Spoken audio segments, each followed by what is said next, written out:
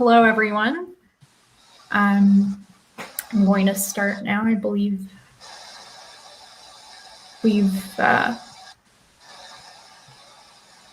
ready to start. Okay. Happy International Women in Engineering Day. It is a lovely day and reminder of the amazing and immense contributions that women have made to engineering. My name is Aparna Mohan, and I'm very honored and pleased to welcome you to this event today. Before I formally begin, I would like to start with a land acknowledgement. So I would like to begin with this land acknowledgement. From coast to coast to coast, I acknowledge the ancestral and unceded territories of all the Inuit, Métis, and First Nations people that call this land home. I also acknowledge the Indigenous people and knowledge keepers who have been doing engineering for thousands of years but have not historically been recognized for their expertise.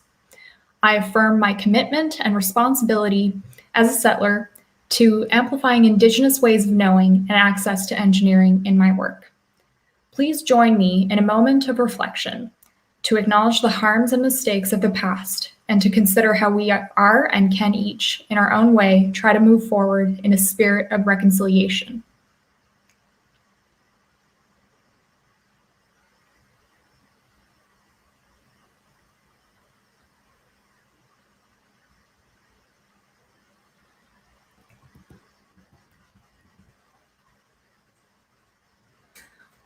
All right.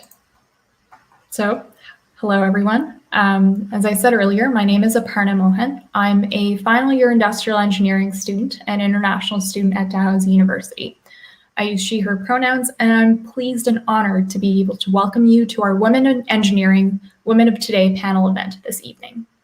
The Women of Today virtual series was developed by the Dalhousie Women in Engineering Society in an effort to unite various segments of the engineering community in the pursuit of equity, diversity, and inclusion, and the reimagining of the engineering profession and engineering education to better support these values. In an effort to explore how we can change perceptions of who engineers can be and what they can do, we are going to showcase a panel that represents 3 generations of women in engineering. 1, a woman practicing in the engineering field. 2, a woman engineering undergraduate student. And 3, a woman in grade school interested in STEM. Our goal for the session is to initiate meaningful conversations around the barriers women face in entering a profession historically dominated by men. We hope the session will help further your understanding of what and how these barriers need to be addressed. But I'd also like you to remember that the experiences and perspectives shared in this session today represent one section of a spectrum of experiences and perspectives within the engineering community. We also hope that this forum will help us connect in a time when we are living so much of our lives disconnected physically from our communities. So we'll start with a few statistics first to sort of set the stage for why this is an important conversation to have. We know that there are over 7.7 billion people living in the world today, and more than half of these people are women. But when you look at political participation, leadership positions, STEM participation, we still see a very masculine culture, and male-dominated cultures that prevent the participation and contribution of over half of the world's population. Here in Canada, we know from Engineers Canada that women make up only 22% of engineering undergraduates. In mechanical, software, computer and electrical engineering, women comprise just 14% of students. As well, studies have shown that up to 40% of women who graduate with engineering degrees either quit or never enter the profession. We know that the retention of women in engineering is a necessary part of improving women's participation in the profession. Retention is a persistent issue. Even though women are attracted to the engineering profession and successfully complete rigorous programs of studies, some women do not pursue engineering licensure or leave the profession after obtaining their license. Also from Engineers Canada is that in the 2011 US study, Stemming the Tide, Why Women Leave Engineering, the study found that more than 2/3 of the women who left engineering ended up working in another field, and half of those rose to executive positions only 5 years after leaving engineering. Nearly half left engineering due to working conditions, such as too much travel, a lack of advancement, or low salary. 30% left due to the organizational culture. 25% left because they wanted more time with their family. Over the past month, Engineers Canada has hosted a series of panels as part of its 30 by 30 initiative and has been working to increase the representation of women within engineering through this initiative since 2010, which involves the national goal of raising the percentage of newly licensed engineers who are women to 30% by the year 2030. The reason for this value is that 30% is universally held as the tipping point for sustainable change. Reaching 30 by 30 will help drive the shift in the overall membership of the engineering profession as more and more women continue to enter the profession. The path to engineering needs to be smoother for talented young women. We need to have difficult conversations about the obstacles that women face and educate ourselves about the unconscious biases and the ways in which our impacts fall out of alignment with our intentions. As the past president of the Dalhousie Women in Engineering Society stated in a TED Talk, it's not about convincing every girl necessarily to enter STEM. It's about ensuring that the girls that do have a passion for math and science know that they can and should continue. If I haven't already convinced you that we need more women in engineering, our 3 brilliant panelists definitely will. I will now introduce them. We are proud to have Denise Potier, Sierra Sparks, and Leila Getman here with us this evening. Denise Potier has a background in chemical engineering and more than 25 years of industry experience. She's currently the Vice President of Practice Services and was the first ever Vice President of Indigenous Relations at Stantec. She is a recipient of the 2016 Canadian Progress Club Halifax Women of Excellence Award for Management in the Professions. She was named one of 2018 Canada's Inspiring 50 Women in STEM and was named one of 2018 Canada's Most Powerful Women. In 2019, she was named one of Athabasca University's 25 Hall of Fame alumni and most recently one of Dalhousie University's Orem Award winners of 2020. We have, next up, we have Sierra Sparks, who is a recent graduate of electrical engineering from Dalhousie University and will be pursuing graduate studies in biomedical engineering at the University of Oxford as a Rhodes Scholar next fall. She has been actively involved with the engineering community within Nova Scotia and across Canada. She has held various leadership positions at the local level with the Dalhousie Undergraduate Engineering Society and the Dalhousie Women in Engineering Society, and at the national level with the Canadian Federation of Engineering Students as their Vice President Academic. She is passionate about increasing the number of women and underrepresented youth in science, technology, engineering, and mathematics, which she does through her involvement with the Women in Engineering community and through an African Nova Scotian math tutoring program. Sierra wishes to continue to be an advocate and role model for young people in and outside of engineering.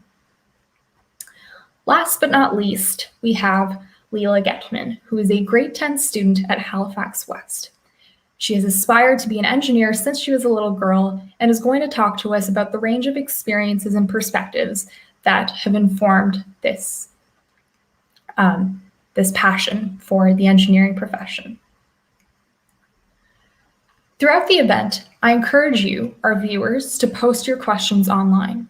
We're streaming both on YouTube as well as Facebook Live, and we'll bring any questions posted in the comments forward during an engaging Q&A with our panelists. There will be prizes drawn for after the event for those who ask questions. So please ask away. And now I'm going to get right into it with the questions.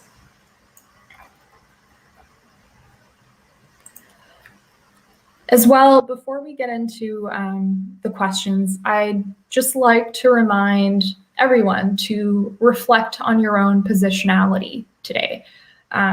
What are the privileges and the marginalizations and the complex interaction of all these things that inform the way you show up in the world?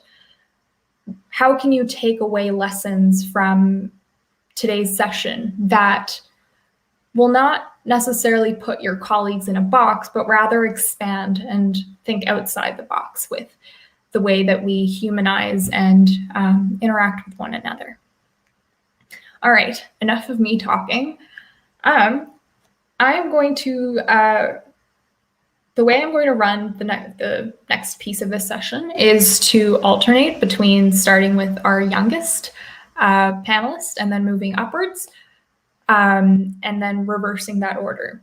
I think that it will serve as an interesting contrast and comparison of the ways in which the engineering profession and engineering education and the K-12 experience has evolved, or maybe has not evolved over time.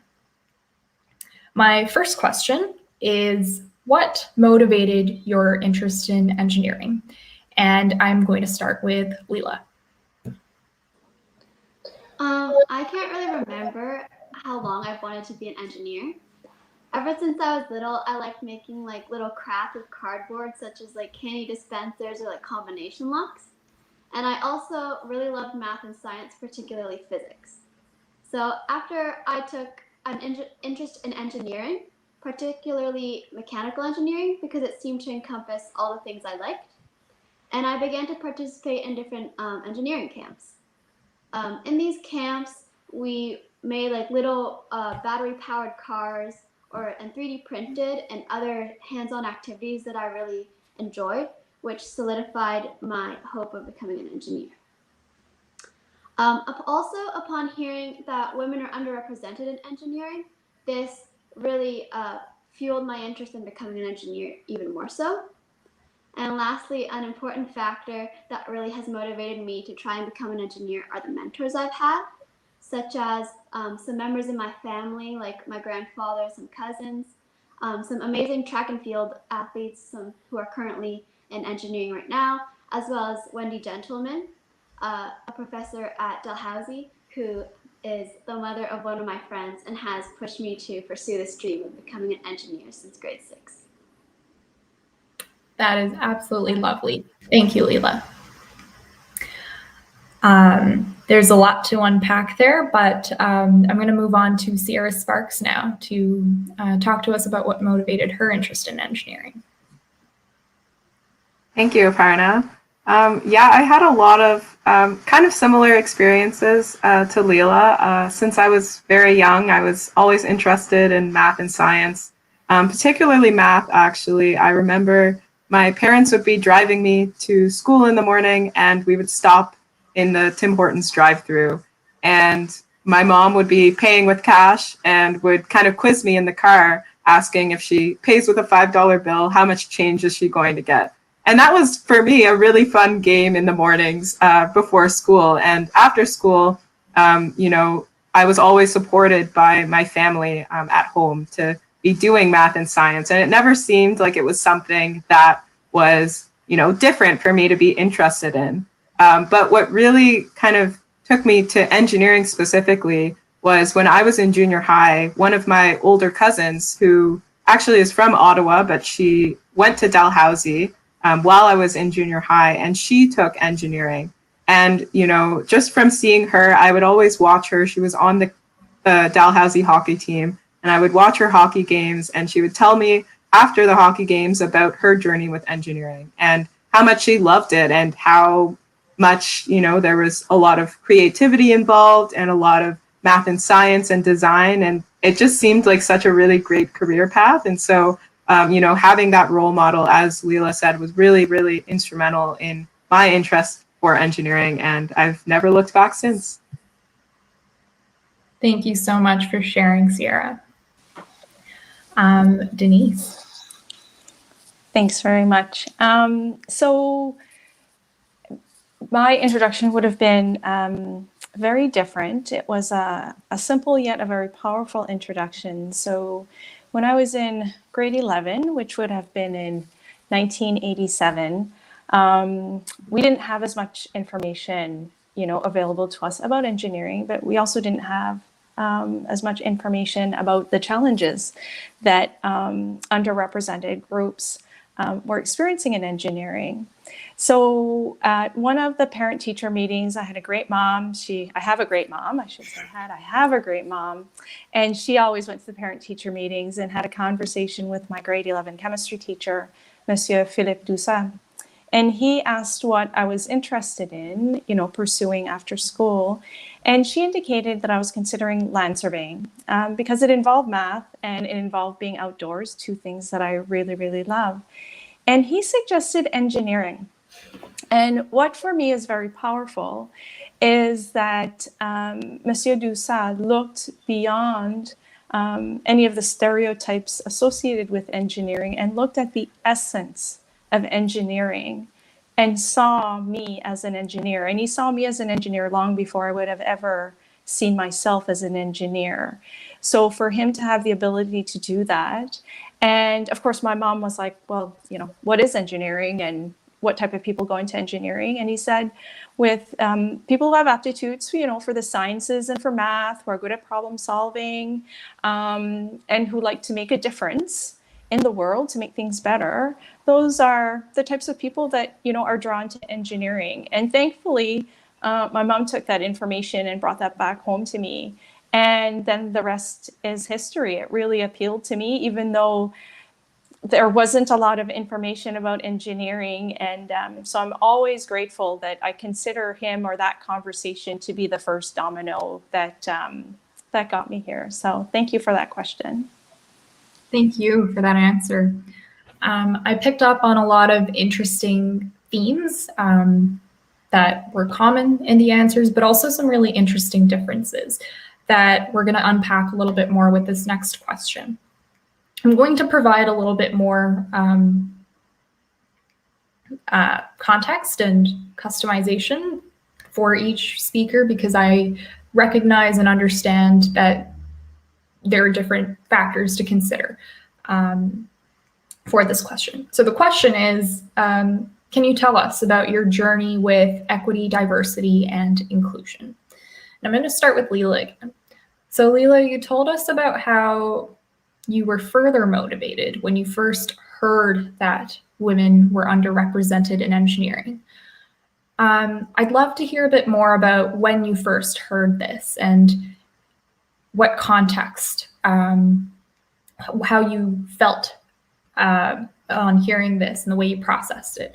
I'd also love to know, on behalf of the audience, what does the average day in a physics, math, or science classroom in general look like for you? And how does that inform your sort of views of what's to come? Well, to answer the first part of the question, at my school, Of course. They'd bring in like some engineers from Supernova who would come and talk to the students about engineering. And that's how I first heard of the engineering profession. And then I felt like, I thought, oh, well, it's male dominated. Why couldn't I do this? Like, maybe I could do this and I could be one of those females who do this. And that's how I became motivated to try and become an engineer. As for like a day in high school, I just find in these like more difficult classes per se, like math and science, you just find that there are less females than males, as well as many of the males tend to enjoy displaying their knowledge of certain topics. So you find that a lot of the girls keep quiet and do not participate very much in the class. So which gives off the false impression that we either like do not know the content or like are less capable. Mm-hmm. Thank you so much for sharing. Sierra, can you tell us about your journey with equity, diversity, inclusion, and what that means to you? Yeah, so for me, I think the biggest part of that is that it has been a journey. Starting off, well, I guess in high school, I was also in physics, and I definitely noticed that there were fewer women in our physics class. There were actually four of us, and three of us actually ended up going to Dal for engineering together, which was kind of cool to see that. But kind of aside from that, I never really understood the magnitude of how few women pursue engineering until I stepped into, my first day of engineering, and I really saw it for myself in this class of, 400 or 500 people. And I was struggling to find other women in the class to kind of sit with and talk to.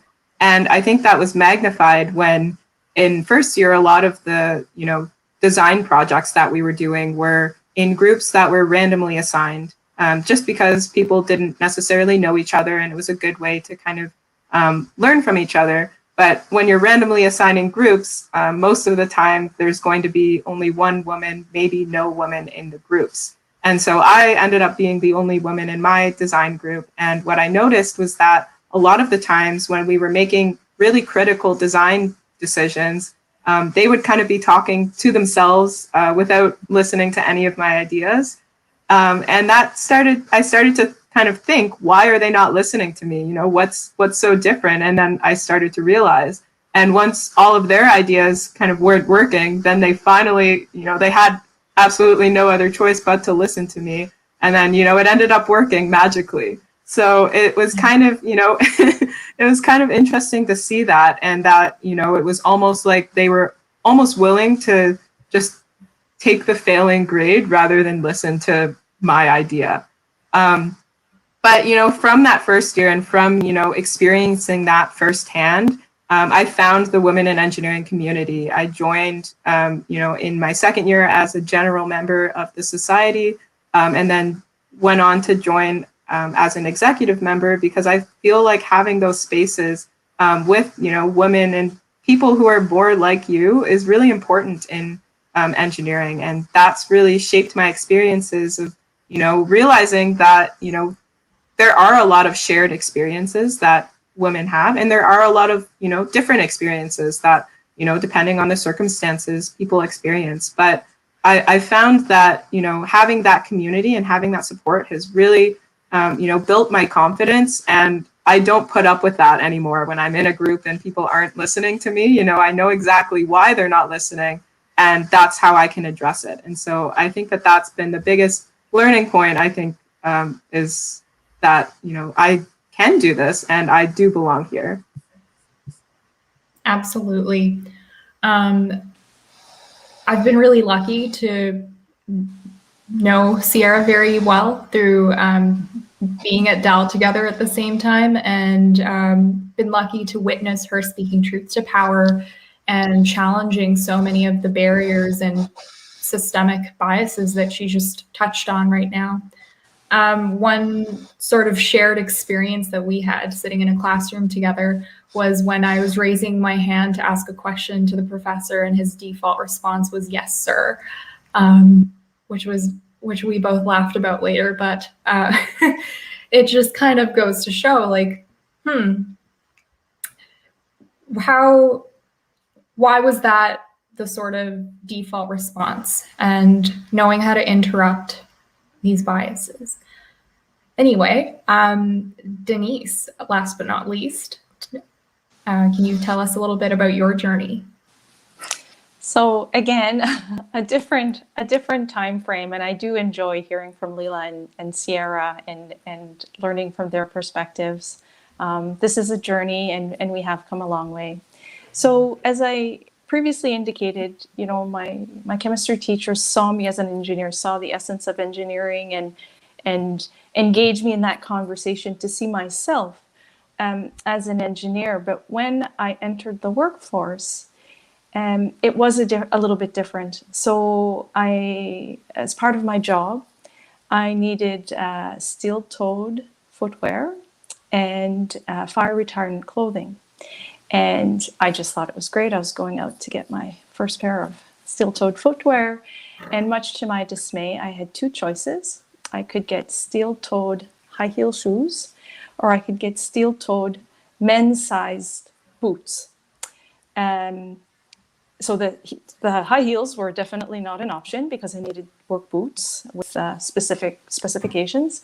And so what I did, or what I had to do, was to buy the smallest pair of men's boots I could find, buy the two pairs of the biggest socks I could find, stuff them in there so that I could wear the boots safely. And then, and thankfully, growing up in a resource-scarce environment taught me to be very resourceful and creative. So we sourced some fire retardant thread and got the coveralls and the protective equipment that I needed tailored to fit me. So for me, like, even though my teacher saw me as an engineer and had convinced me or had engaged me, and I saw myself as an engineer, that experience signaled to me that my profession hadn't considered or seen me as an engineer. So it may seem like a very small thing, but it was a very big thing because it was an indicator of, we haven't considered you, therefore you kind of equate that to you don't belong. And like I say, we've come a very long way, and as we know, there's protective equipment in all sorts of colors and sizes and shapes, but we still do have a long way to go. So I am pleased with the progress I'm seeing, but we do need to consider everyone in engineering, and those types of experience can be very negative to someone. So thank you. Absolutely. Thank you, Denise. And my generation and those younger have women like you to thank for the paths that you've blazed for us. And we do truly stand on the shoulders of giants such as yourself to see further and take the excellence and the contributions of women in engineering further than it has ever gone. And we'll continue reimagining these spaces to better suit everyone. Denise brought up a really good point about making engineering work for everyone. And we're in the midst of a very pivotal moment in time in history where the technological advances that we're seeing are asking us to ask very critical questions of the value proposition that engineers and the engineering profession has to offer the world at large. And we're increasingly seeing that the equity, diversity, and inclusion values are really necessary. That needs to be at the heart of where humanity is necessary as things are automated around it. And now I want to move into the next set of questions that I have for our panelists. It is a two-part question, and our speakers have already touched on this a bit, but as Denise said, it's really important to really illustrate, to show, not tell, what barriers exist. And so I'm going to ask them, A, what does gender-based discrimination look like in your workplace or at school or in the lecture hall? And B, what does allyship and solidarity look like to you at home, in the workplace, or in the classroom? And I'd like to start with Denise this time. Okay. And thank you for this question. It's such an important question. I mean, all of these questions are very important, and I do appreciate the opportunity to be part of this discussion. So when I think about the effects of discrimination and what that looks like, it looks like someone changing, people dressing differently just so they fit in, or just so they don't stick out. And it looks like people not feeling comfortable saying that they need to leave for a family matter.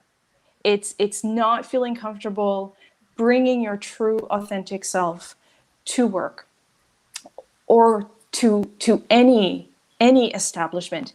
And when we ask people to compromise who they are when they cross the threshold of a workplace, of a learning institution, of a retail, facility, we lose part of them. And when we lose part of them, it looks like disengagement. It looks like lack of productivity.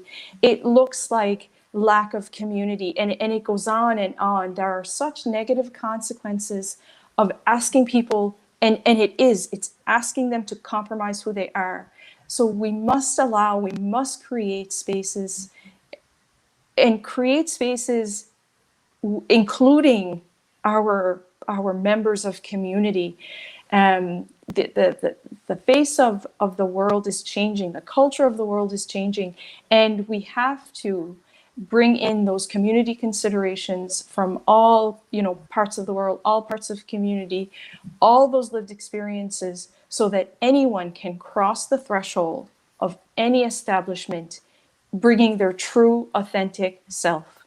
And I just can't say enough about it, because people work better, are more productive when they are their true authentic selves. People learn better when they're their true authentic selves, and people engage in community when they are their true authentic selves. And that is what we need more of in this world, and not less of.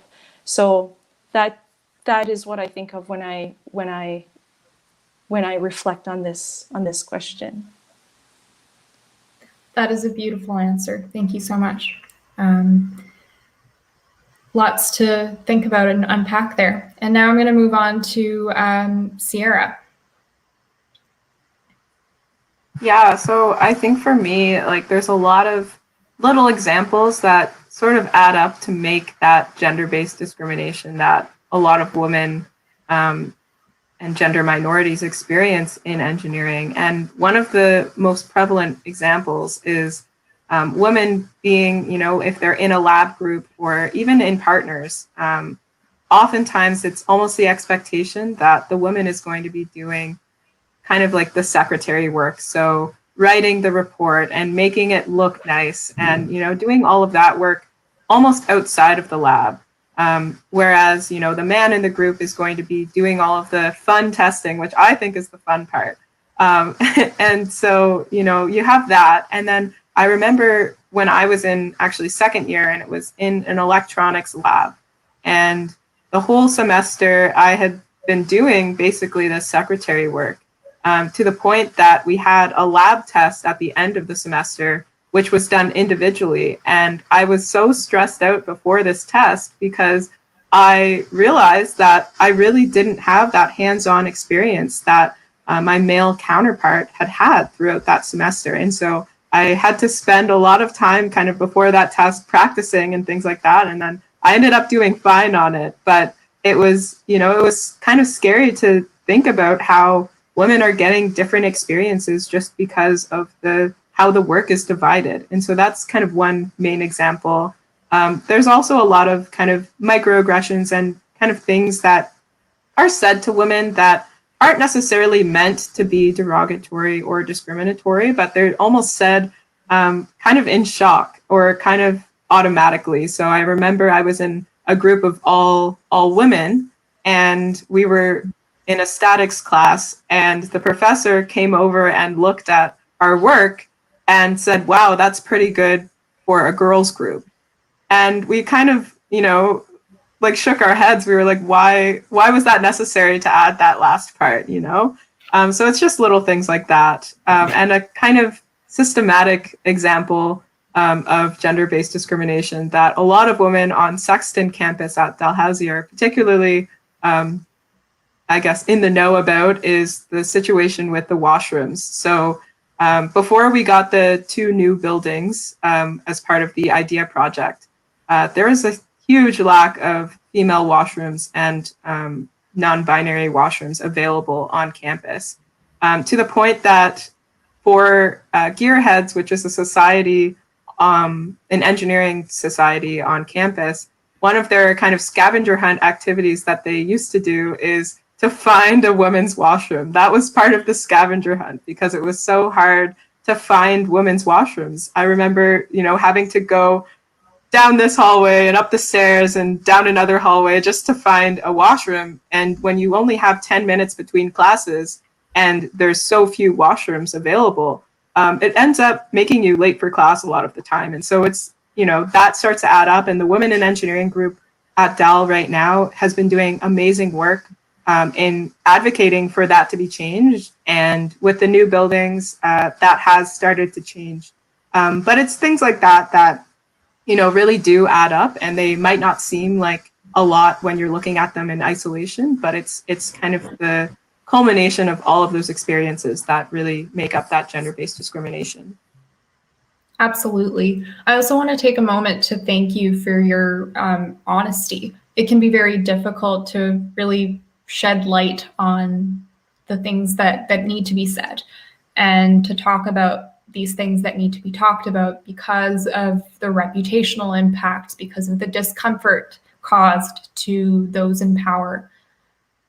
And I think for a long time, we've positioned the absence of tension as our peace rather than the presence of justice. And only through really having these conversations and actively speaking truth to power can we move towards the pursuit of justice. So I thank you for your honesty in saying these things, and encourage other women and those from marginalized gender identities to continue to be critical. Critical thinking is one of our staples anyway, as part of the engineering profession. Now, I want to move to Leela. And one of the things that I want to acknowledge is that you haven't yet entered university. And at your age, I didn't know the words equity, diversity, and inclusion. Gender-based discrimination was an abstraction. So if you would like, and if it's your choice, you can talk about what you would like to see and how you would like to feel in the workplace for when you do enter engineering. And some of the things that you have picked up on in the classroom now that either are contributing or aren't contributing to your confidence in being the best engineer that you can be. Thanks, Aparna. Well, I find that like in the classroom, some people have like a surprise when or just girls in general do well in like math and sciences. And like for classes more like English and art, the surprise diminishes. And I encountered this bias this year, particularly when I was picking my courses for the IB program next year. A friend of mine picked some like high-level courses, and when some people found out, they were like, "Oh, good for you! Like you're gonna do so well. This fits you." And then people found out that I was taking the same courses, and I received more of a, "Oh, that's really hard. Like, are you sure you're not gonna just like break down next year?" And it's just kind of a bit disheartening for me, and like made me question a bit, like, should I really go into this? Like, what am I just gonna be like alone?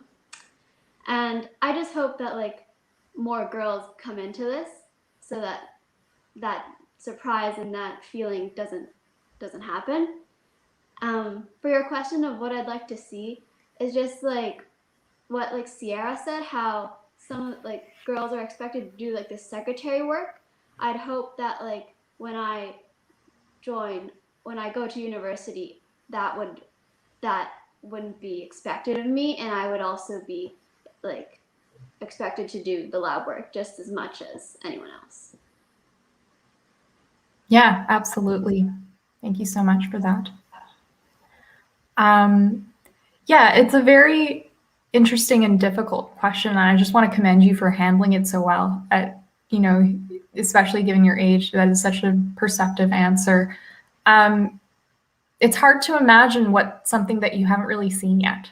So I completely understand the sort of difficulty that question places on you.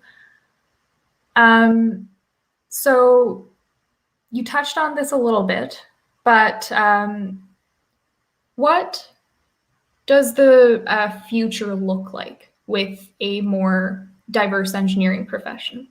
And before I pass off the question, I do want to put in one piece about that answers that question. And I think that in a more diverse engineering profession, we will be able to make a lot more space and acknowledge marginalized gender identities other than women better, especially because the sort of gender binary within which we view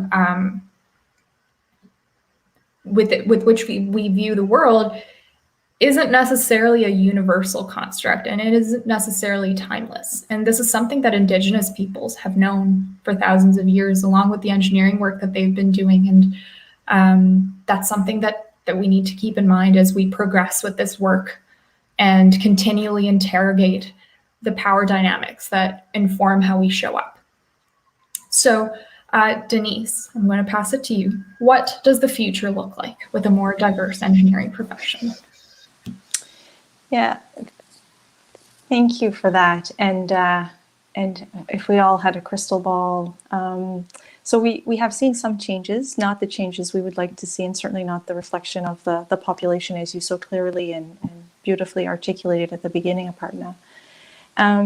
So when we look at gender, for example, you know, men are viewed as the ones who take charge, where women are viewed as the ones who take care. And much like the concept of two-eyed seeing, where we can bring Indigenous worldviews and ways of knowing with traditional Eurocentric ways of knowing and doing and learning, and blend those together for the betterment of all, I think that that's what we're looking for with, you know, caring and taking charge don't need to be mutually exclusive. They should live together. And the blending of those two perspectives and that intersectionality we find. Uh-oh, we lost Denise. Just going to give her a couple of seconds to see if she's able to come back.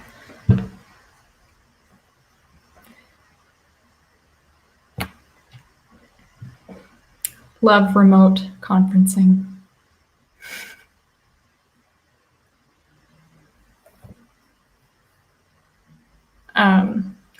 While we're potentially waiting for Denise to come back, I'd love to hear about. Oh, she's back.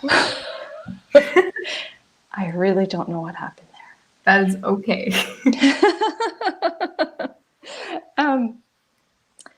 So I don't know where I dropped off. You can take a moment to sort of just center yourself and. Oh, I love technology. We all do. So where, again, like this gender binary, we tend to view things as extremes, one or the other, mutually exclusive, where we're all on this, you know, spectrum.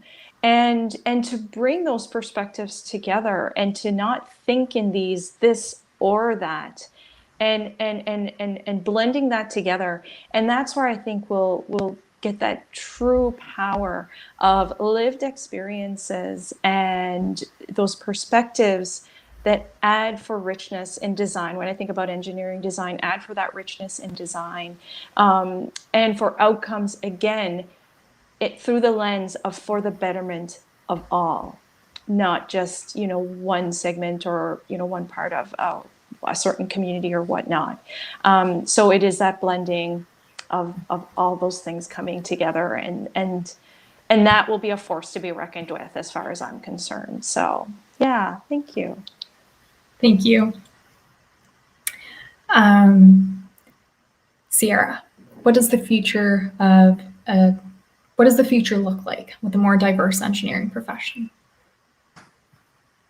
I mean, the biggest thing for me is that the future would recognize that there's a lot of strength that comes from having these diverse identities and backgrounds, you know, especially in something like engineering where you're making designs that are impacting society and, you know, the world at large. It's really important to make sure that you're not, you know, perpetuating biases in these designs that you're creating. So a concept that I've really only learned about in the past probably couple years of my engineering degree is that of designing inclusively and technological stewardship.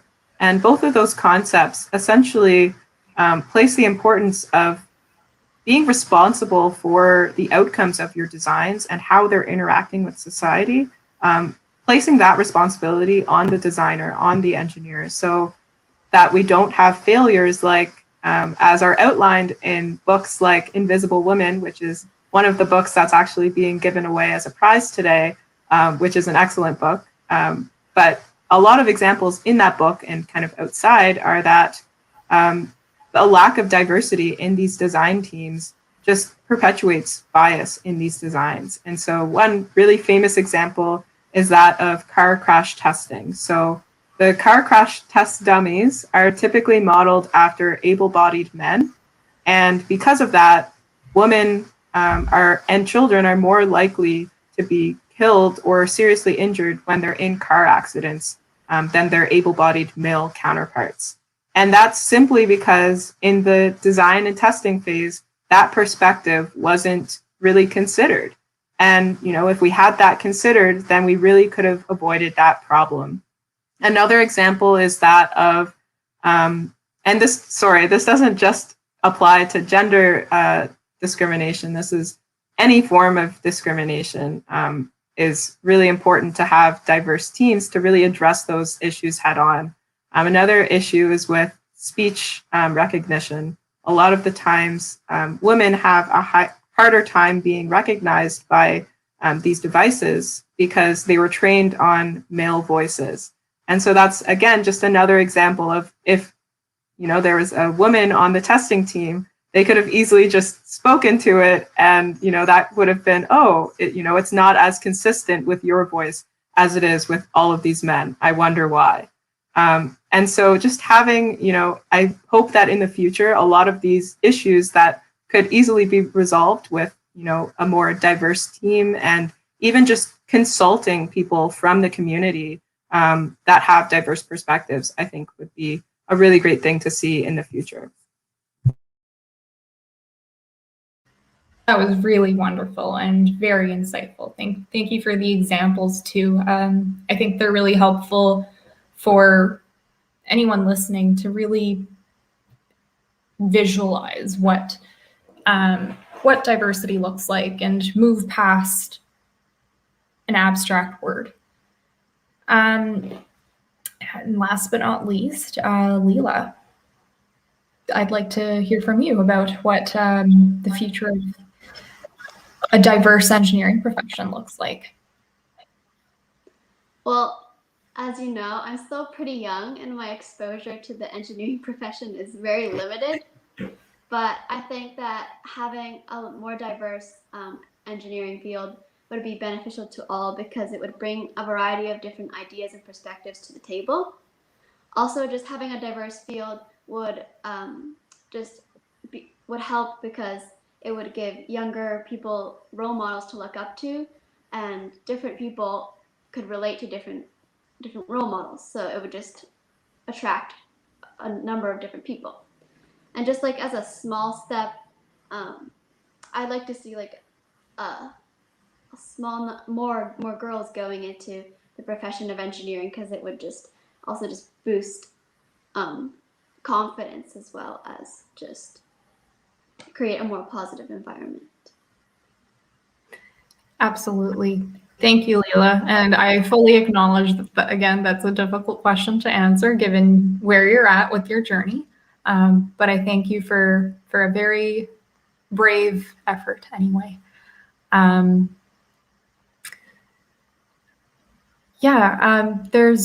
We've seen a lot of very interesting themes and trends that I want to help pick out for our audience today too. We noticed earlier as we were talking about journeys, how Denise, for example, described very physical aspects of the environment and very physical, tangible reminders of the fact that certain people were not meant to belong in the engineering profession, according to those who were currently in it. And then as we moved to Sierra and Leela, we started seeing more of the sort of psychological and social aspects of belonging being challenged and threatened. And some very significant improvements in the physical aspect of things with, more gender neutral washrooms on Sexton campus this year, and more physical sort of reinforcement that women do belong in engineering. And with Leela, there is a sense of, we picked up on a little bit of internalized sort of gender inequities, because there are many different aspects to this that we need to be cognizant of. And internalized sort of misogyny or internalized discrimination it is evidence for the existence of this problem, not evidence against it. And these were really fascinating and interesting perspectives. And my phone is buzzing with all the questions that are coming in from the audience. So we're going to have a very exciting last segment of the session. Before we jump into that, any final thoughts from our speakers? I'll jump to Denise again. Well, I'm seeing a little bit of a changing in the narrative about how we describe engineering, how we recruit students to come into engineering. So, perhaps we don't just, talk about the bridge design, for example. We talk about what the bridge is doing.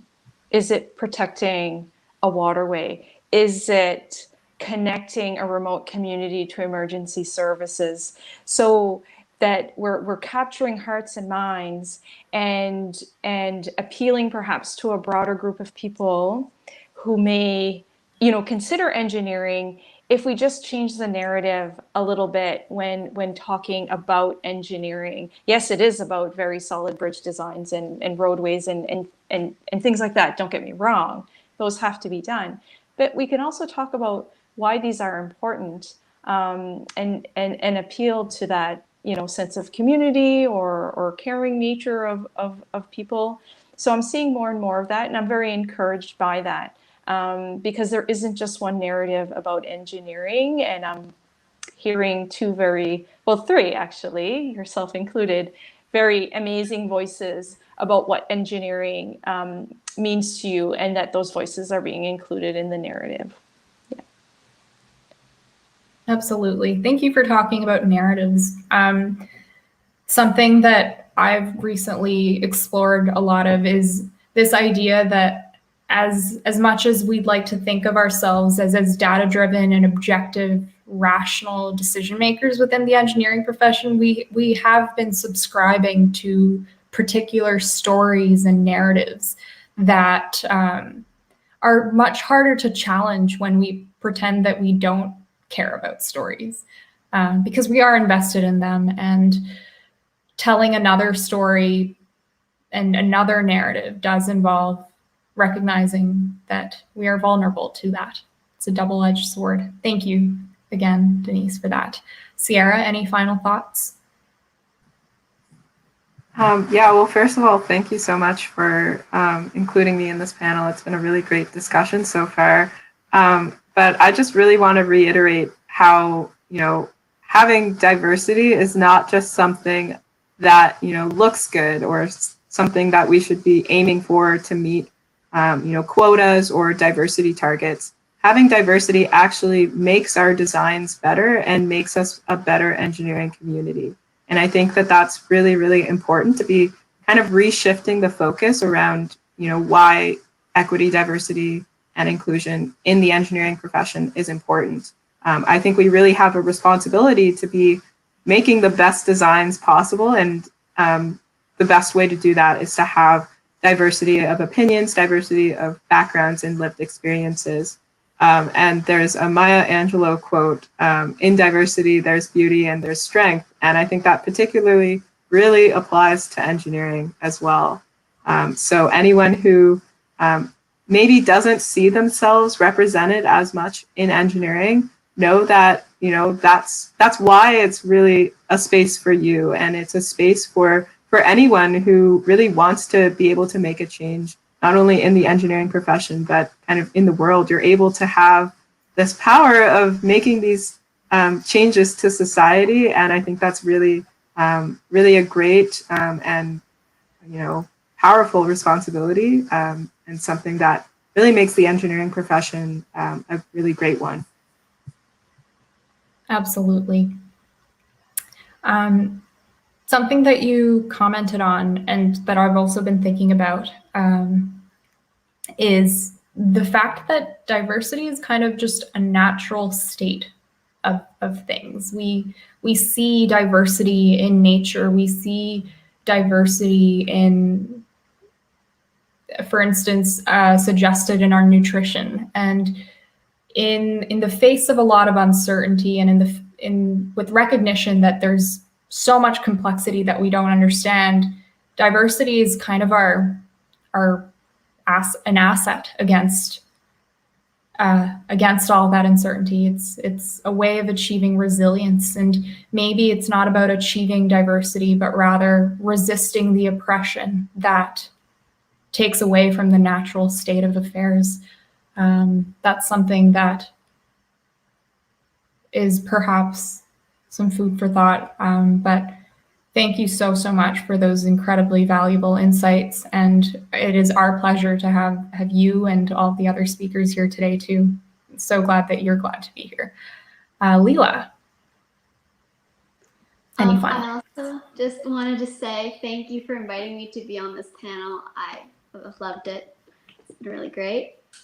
And just in 7 to 8 years, I hope to have my bachelor's in mechanical engineering. And my aim is just to learn more about engineering from events like these and to just be more confident. Just an idea for potential recruitment, just how I kind of took it as a challenge for some people out there who just, it seems like engineering is more biased or something. Just take it more as a challenge, like to see if you can do it and to just that way. Also, just to show more of the women in engineering who have like rounded personalities and live like interesting hobbies like sports and arts, because it's really inspiring to see those well-rounded people which seem very capable and interesting. Thank you for that really beautiful answer. You're right. There's so much more to just being a sort of victim of these forces. We're also very brave survivors where we can be challenged but also frustrated. And these are not mutually exclusive things. So thank you for your fierce spirit, and very excited to see where your undergraduate career and your engineering career takes you. I'm just so moved by all of the things that I've heard today. All right, now we're going to jump into questions.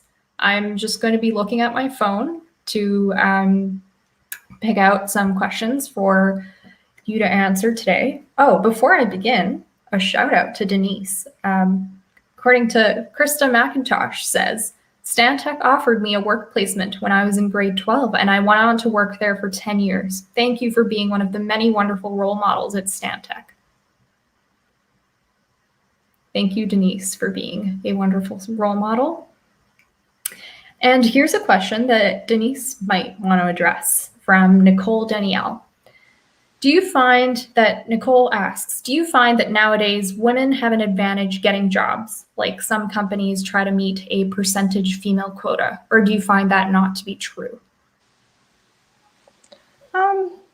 Okay, that's a very interesting question, and thank you for asking it. So as an employer and somebody who does hire, I can assure you that employers are interested in hiring the best person for the job. So I would not suggest that there are what we would call diversity hires happening.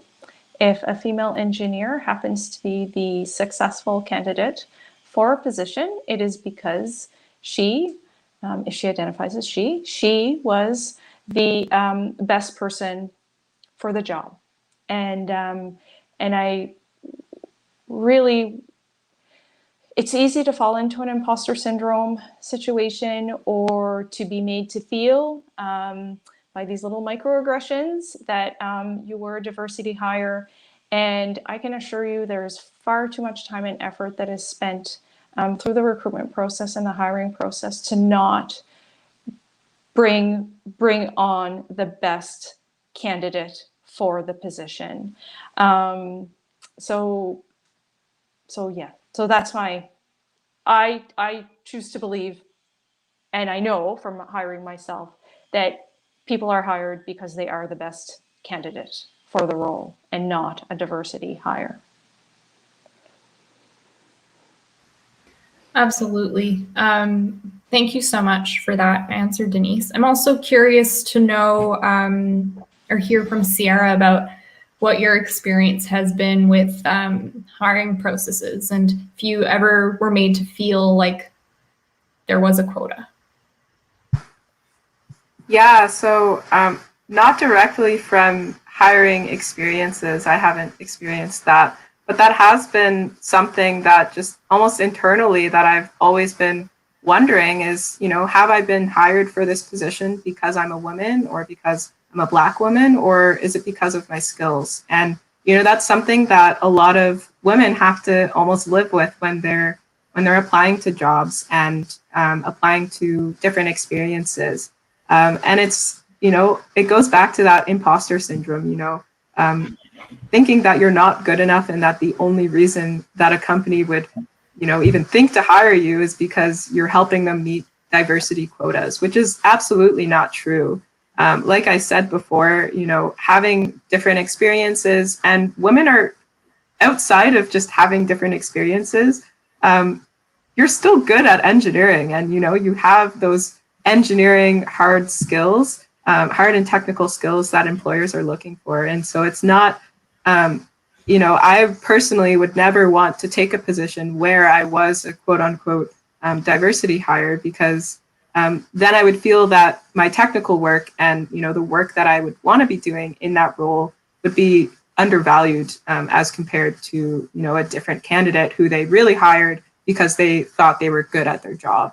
And so I think that it's really important to not think of it as women or any underrepresented individual as getting advantages, because they're living with that internally, and all of these prejudices against them really do add up. And so I don't think that I definitely don't think that there's an advantage in hiring processes or anything like that. And if there is, then it's usually quite outright. You can tell from the company's values and principles whether they're being genuine and hiring you because you're an excellent candidate, or if they're hiring you to save face. Yeah, wow, that's so much to think about, and it's very humbling that someone like you, with really all of the incredible things that you've done and accomplished, you still face imposter syndrome, and what we term imposter syndrome, but just this sort of internal questioning and doubt. And it's interesting as well. I just wanted to also kind of point out that the questions we ask reflect a lot of assumptions and the things that we've learned about the world. It's interesting that we see equity, diversity, and inclusion work as giving to women, or sort of handing out freebies. And it's interesting to me that for the hundreds and sometimes thousands of years that for instance, white people or men exclusively, took these positions for themselves and barred other people from even being able to enter the profession. They didn't ask themselves if they were only engineers because they were men. So the work that we're doing now to challenge these things is maybe just, it is merely a reflection of just how in depth all of those exclusive and exploitative processes have been. So yeah, thank you. I'm going to move on to the next question. A question from Guratan Kaur. On the instances that Sierra shared, how are we as women supposed to respond so we can get the concern through and at the same time not get affected by it and not take it personally? So I'm going to read that again. So on the sort of experiences and instances that you shared, Sierra, how are we as women supposed to respond so that we can get the concern through and also not be affected by it or not take it personally?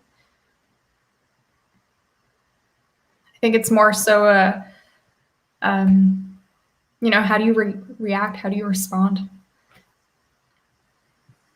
Yeah, I mean, definitely. I would say it definitely does change kind of the more that you're exposed to that, those kind of experiences. And, my perspective now is that, it feels good to be able to prove someone wrong and to be able to, despite all of these things that people might, think or, say that, you're not capable of doing this, or maybe not outright saying that, but, internally saying things like that. It feels good to be able to do it anyway, despite those challenges. And I think that it's really important to, not necessarily tone that out, because it is, important to be aware of, how other people are, perceiving other people. But at the same time, it is really important to be focusing on yourself and, acknowledging, your own strengths and why you do deserve to be there. And so for me, it's been really a journey of, becoming more confident in my skills and knowing that, in those situations when someone is doubting my ability to do a task, knowing that I can do it anyway and, feeling good at doing it despite all of those circumstances.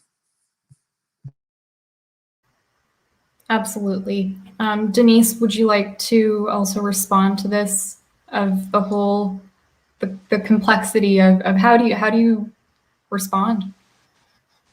It is complex, but it can also be simplified. So Sierra used an example of, you're the only female on a team, so do you want to be the secretary? And it's because somebody needs to do it, right? So somebody needs to take notes. Great, sure, I'll do it this week. Is that something that we're going to be sharing? There's a way to incorporate it, because we do need to take our turns, and you can just say, happy to do it this week. Who's going to do it next week, or who's going to do it next time? This is something that I feel we should share. This is where my skill set is. This is where my interest is. And to really just, as Sierra says, own it. Own your ambition. Ambition is not a bad word. Be ambitious, be bold. Don't be a jerk, but there's just a way of getting around these things. And if there are no washrooms within a reasonable walking distance, then let's come up with a solution. Maybe you have a washroom with a sign on it. I don't know, but is this reasonable?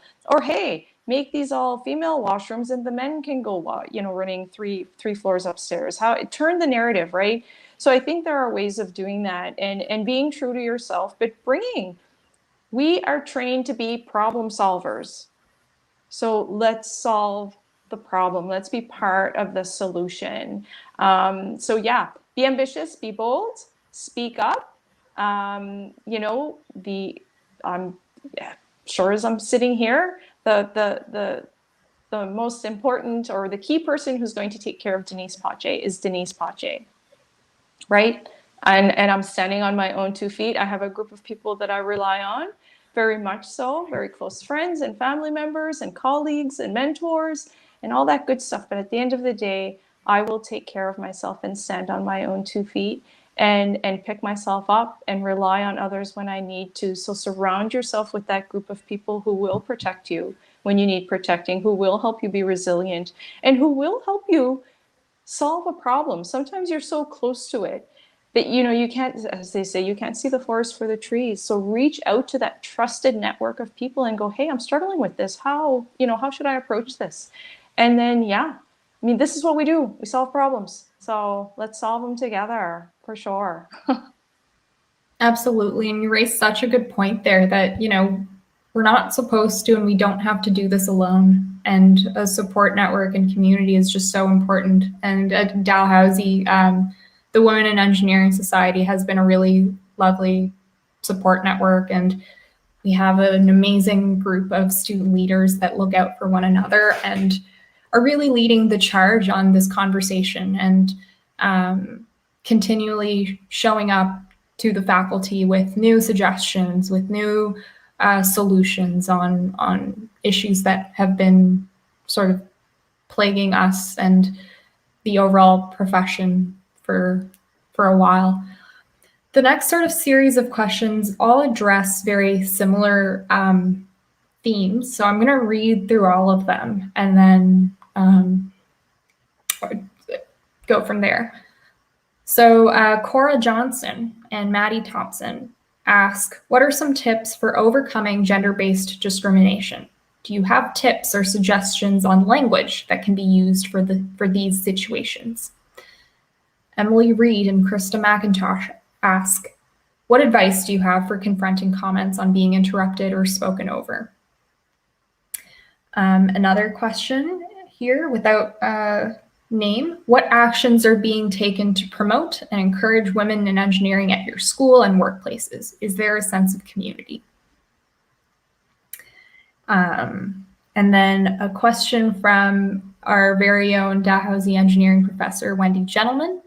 We all experience self-doubt and a lack of confidence sometimes. Can you express these, or do you feel compelled to hide your vulnerabilities so that you don't perpetuate female stereotypes? That is the end of questions that I'm going to be presenting today for you to answer. And I'd like to hear from Leela, just because we've heard from Sierra and Denise a bit now. How have you sort of overcome and approached these situations where you felt like you were the only woman in the room or the only girl in the room and or felt that you were being interrupted and felt that you were facing discrimination or unequal treatment? Just like Denise said, I just think I know that I can do it and I know what my capabilities are, and I just remind myself that whatever may be happening, that I know what I'm doing and that not to let other people mess with whatever, my flow or something. Yeah, absolutely. Sierra, would you like to take a stab at that? Maybe sort of the language that you've used? Yeah, I mean, it can be frustrating when you're experiencing these. And I think it's really important to understand that kind of becoming frustrated with the person, doesn't necessarily help the situation. And like we mentioned, a lot of the time, a lot of these comments are not necessarily meant to be hurtful or meant to be exclusionary. And so I think it's really important to be taking it more so from kind of a learning perspective and being open to having a conversation about, why you shouldn't be tasked with doing the secretary work every week, and, just raising those questions with the individuals who are, making those assumptions, and just saying, I understand that this is a team environment, and because it's a team environment, I was expecting that this was shared work. Is there a reason why, it's not going to be shared? And just kind of making an understanding and having a conversation is really something that's helped me a lot when I'm in those situations, is, not internalizing it and, just accepting the situation, but not attacking the person either, just really trying to be neutral about it and really take it from that learning perspective. Because again, a lot of the times these are situations that almost seem automatic because women have been excluded from the conversation for so long. And so we really do need to be, instead of just hiding away from them, just really addressing them in a way that, promotes discussion rather than, reprimands an individual. Absolutely. Your point about asking questions and having a conversation is so, so important. Um, Especially with so many of the implicit and unintentional biases, asking questions can be the one little thing that sort of wakes up the person from falling into the same patterns and perpetuating these stereotypes and continually discriminating you. Obviously, there's various dimensions and levels of discrimination, and not everything deserves a conversation. Sometimes you can just decide to walk away and decide that it's not for you. And I wanted to just kind of, for the sake of all of those people who are really struggling and grappling with what do you do? How can you respond to this? Something that I have found that worked is when you are hurt, using I feel and prefacing statements with I feel to describe the hurt that is felt, and showing, not telling. So rather than saying, you did this and you insulted me, sort of using quotes, using actions, and illustrating what happened and explaining the connections. But that's a lot of emotional labor. And after that, you need to take time to care for yourself and lean on your supports. Something that I did in a work term placement after I was told that I speak too directly was I asked for examples. I said, oh, that's really interesting to know. That's the first time I've received that feedback. Can you give me examples and tell me how to improve? The supervisor immediately took back his comment. He thought about it and said, actually, never mind, you speak just fine. And it was as simple as asking for some examples and more feedback, and just approaching it with curiosity. I want to get to Dr. Gentleman's question here. Do you feel compelled to hide your vulnerabilities so you don't perpetuate female stereotypes? And I acknowledge that these answers will vary, so I'd like to give everyone a chance to respond, starting with Leela. Do you feel safe sort of expressing yourself and expressing your confidence or lack thereof in the classroom and at home? Naturally, I'm a very shy person in the classroom too. So just even voicing that I don't feel that comfortable, just because in general, I'm not very talkative. But yeah. Do you think like go ahead. Sorry. It feels like if I were to admit that I don't understand something very well in front of everyone or something, that I would be fitting into that stereotype, that it would just strengthen it. So I tend not to show those feelings when they come. Yeah, absolutely. Thank you for that.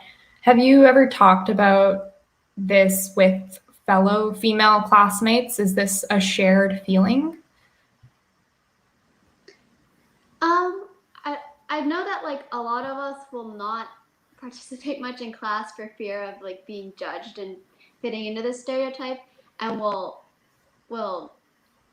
wait until after class to go up and ask when the spotlight wouldn't be on us.